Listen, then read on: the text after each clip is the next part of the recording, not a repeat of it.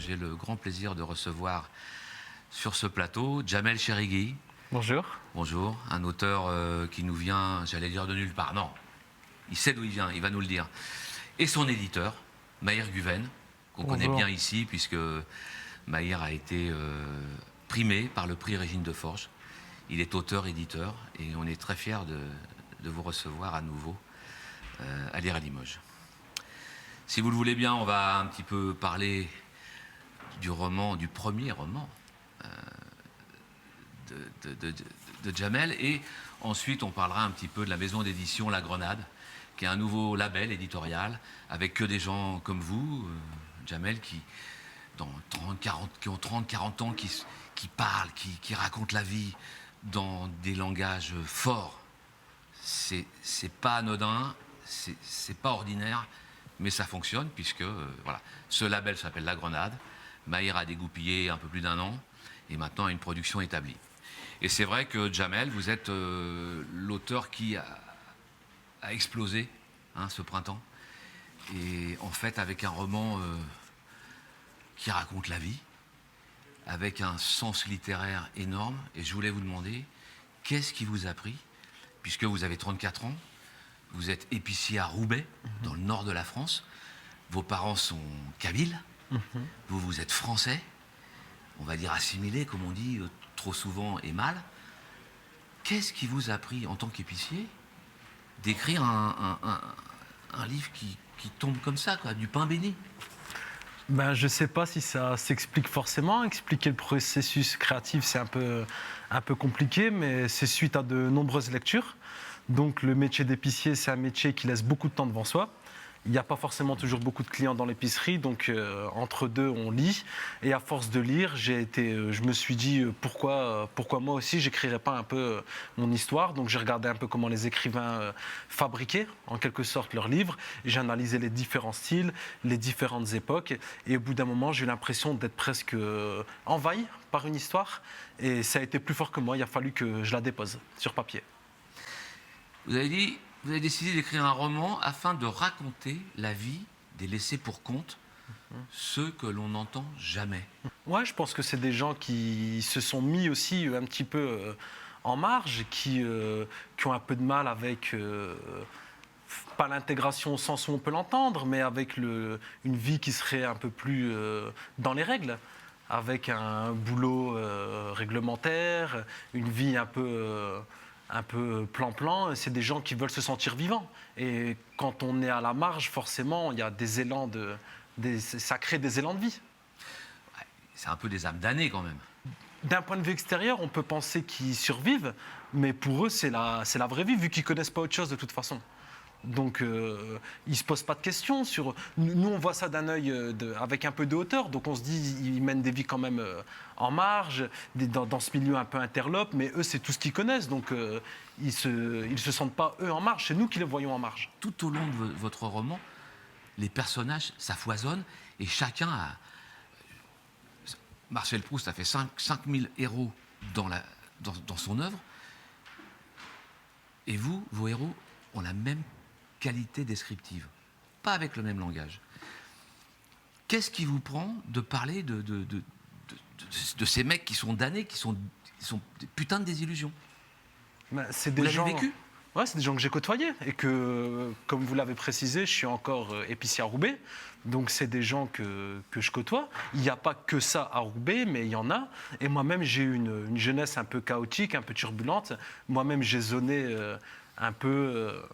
à gauche, à droite, dans la rue, donc c'est des gens que j'ai rencontrés. Après, souvent, ce qu'on fait, c'est des synthèses de personnages. On regroupe plusieurs personnages dans un seul, mais tous les comportements que je décris, c'est des comportements que j'ai vus, que j'ai entendus, ou que moi-même, j'ai fait, des choses que j'ai faites.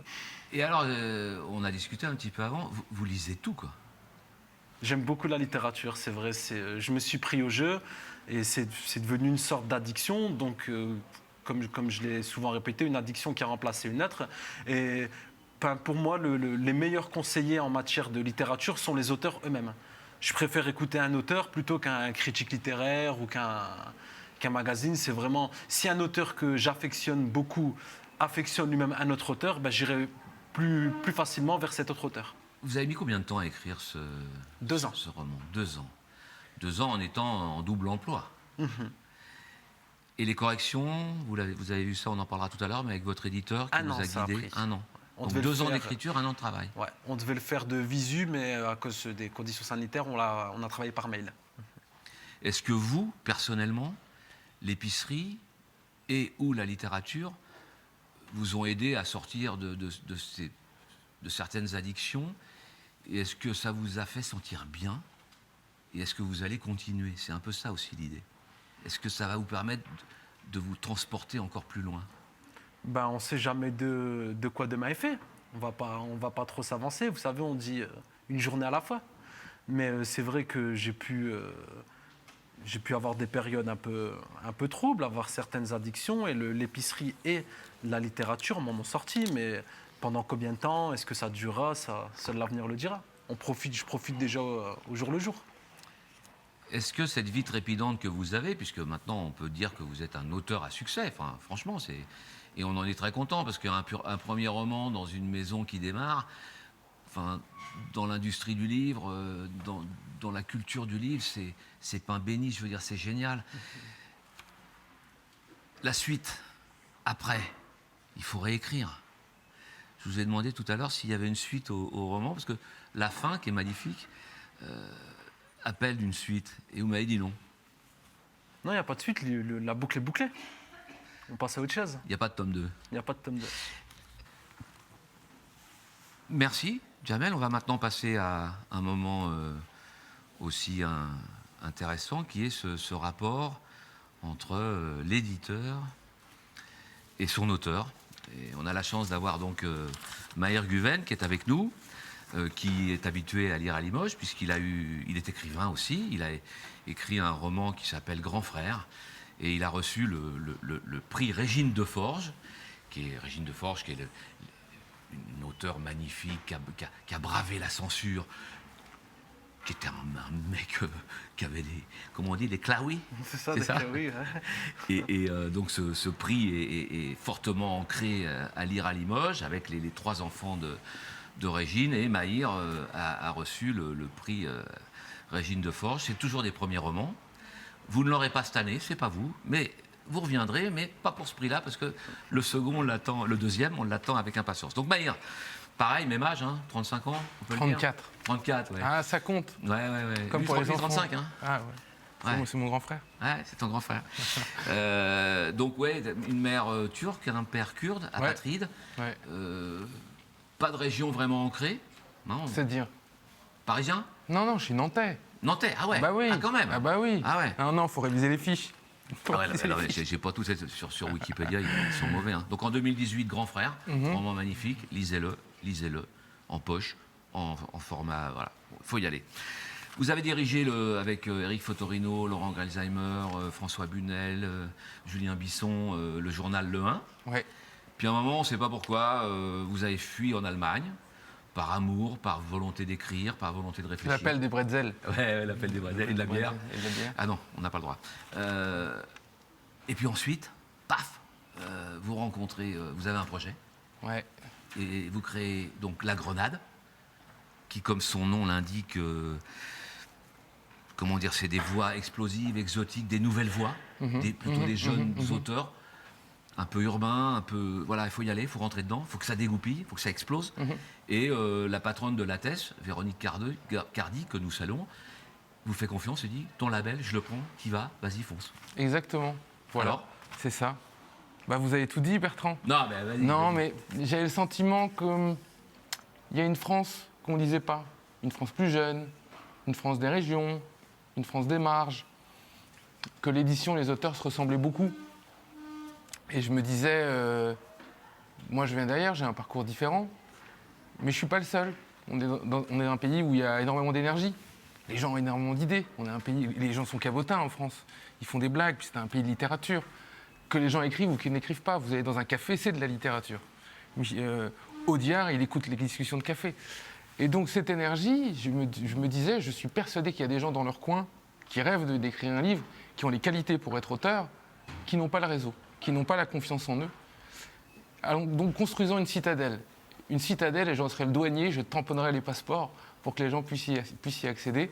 Et je leur apprendrais le savoir que j'ai appris donc, à l'époque du journal et quand j'ai publié mon premier roman, du fonctionnement du monde de l'édition, de comment on finit le premier jet d'un texte, comment on le retravaille, comment on apprend à gérer sa promo, tout un tas de petites choses qui fait que quand on est dans son coin et qu'on est très impressionné par tout ça, on est un peu moins impressionné, on prend confiance en soi. Quand vous parlez à Ouais. Jamel pour le corriger, est-ce que c'est l'auteur ou l'éditeur qui parle? Est-ce que l'auteur prend pas parfois le pas, quoi? Non, Non. c'est la même chose. Ah ouais, pareil. C'est pareil. Ouais. C'est pareil. Donc, Jamel, maison d'édition à Roubaix. Ça s'appellera l'épicerie. Mais là où j'étais quand même, je vous dis, j'étais enthousiaste des corrections aussi, parce que moi, j'étais noyé dans mon roman. Au bout de 2 ans, on voit plus clair dedans. Donc j'étais demandeur, moi, de cet avis extérieur, et surtout de la part d'un éditeur qui est lui-même auteur, qui avait gagné des prix. Je veux dire, son roman, c'est pas non plus... il a quand même été au prix Goncourt premier roman. Ouais, j'ai oublié de le dire, prix bien sûr, Régi- concours du premier roman. prix Régine Desforges. Donc moi, j'avais une confiance absolue en Maïr. Absolue. Et Et ça, d'ailleurs, c'est très agréable. D'ailleurs, c'est des suggestions qui fait jamais il nous force. Ah ouais. Quand il dit là, ça va pas, là, tu devrais approfondir. Là, c'est des suggestions que moi, j'ai préféré écouter. Et Mais que il vous j'ai laisse écouté. le dernier choix. Il me laisse le dernier choix. En tout cas, moi, je suis très content de savoir qu'il va y en avoir un deuxième. On l'a pas dit, hein. Je sais pas qu'est-ce qu'il y a. Oh, je sais pas. Qui a dit ça. À mon avis, je vous connais un peu, je connais mieux Maillard, mais donc là, vous l'achetez en librairie indépendante, vous l'empruntez à la médiathèque, mais surtout vous le lisez. Parce que Jamel Cherigui, un auteur qui sort de l'ordinaire, il y a pas mal de mots d'argot, de langage de la rue, je les ai à peu près tous compris, il y en a que je n'ai pas saisi, mais on vous écrira pour vous les demander. C'était une volonté de ne pas mettre de glossaire, Ouais. pour que les gens aillent vers les jeunes aussi, pour qu'il y ait un échange. Ça, c'est un travail avec l'auteur. C'est-à-dire C'est- qu'il y a une technique littéraire pour y arriver à ça. Moi, je fait- connais des auteurs qui mettent des glossaires sur les... Ouais, J'en connais. et c'était mon choix. Oui. Non, mais si vous voulez, il y a une technique par le sens de la phrase où on peut permettre au lecteur de saisir ce qu'on raconte. Jamel Cherigui, Maher Guven, son éditeur, bravo. Merci d'être venu à Lire à Limoges. Merci à vous. Et l'année prochaine, ou plus tard, on vous recevra volontiers. C'est quand vous voulez. Salut. Merci Bertrand.